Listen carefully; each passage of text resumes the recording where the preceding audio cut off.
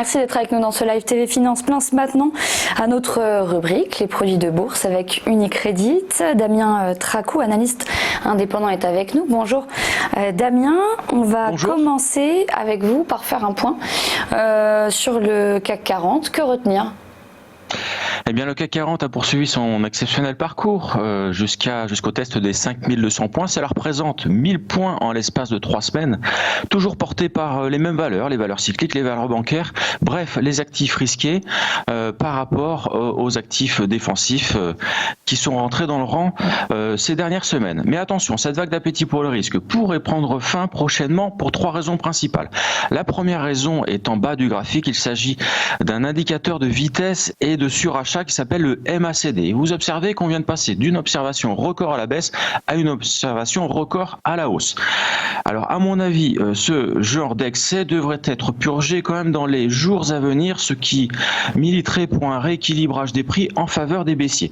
La deuxième raison pour laquelle nous pourrions corriger, elle se trouve dans le médaillon. Il s'agit des ratios put-call qui font partie de la famille des indicateurs de sentiment.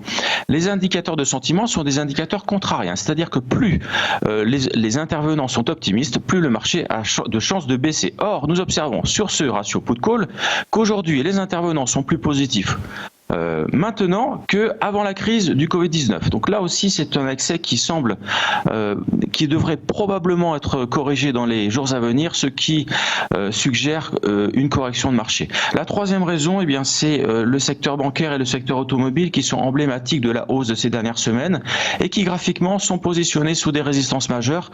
Vous avez remarqué qu'hier, elles ont commencé à corriger ces valeurs, ces secteurs.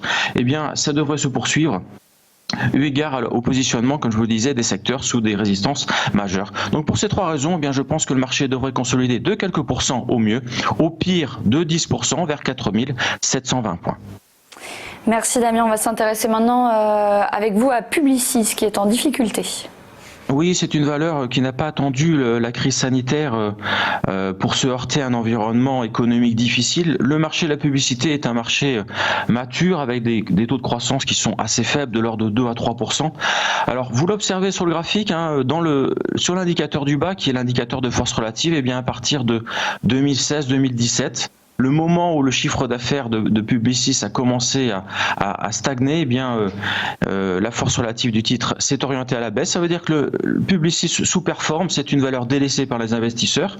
Et puis sur les prix, vous observez en données hebdomadaires une redoutable figure de retournement de long terme en formation arrondie. Alors pourquoi arrondie ? Parce qu'au sein de cette structure, eh bien, les sommets petit à petit s'infléchissent à la baisse. Et puis c'est une structure redoutable parce qu'elle est lente. Ça veut dire qu'elle emprisonne beaucoup d'investisseurs sur des niveaux de prix élevés. En l'occurrence ici au-dessus de 43,1, vous observez que vous avez 6 années de cotation qui sont emprisonnées. C'est un réservoir de vendeurs très important qui va brider les cours dès les premières tentative de rebond. Donc c'est pour ça que j'ai choisi cette valeur pour accompagner le repli du CAC.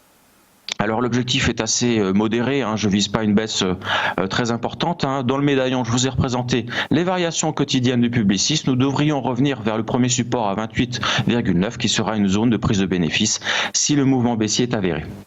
Merci Damien. Et enfin, on finit avec vos scénarios de produits de bourse Unicredit. Oui, pour accompagner la baisse, eh bien, je vous propose le put H266T avec une échéance au 15 décembre 2020 pour un prix d'exercice à 40 euros. Si c'est la hausse qui l'emporte, eh bien, je vous propose le call A375T avec une échéance au 15 décembre 2020 pour un prix d'exercice à 32 euros. Merci Damien Tracou. Tout de suite à suivre dans notre live TV Finance, c'est le point bourse.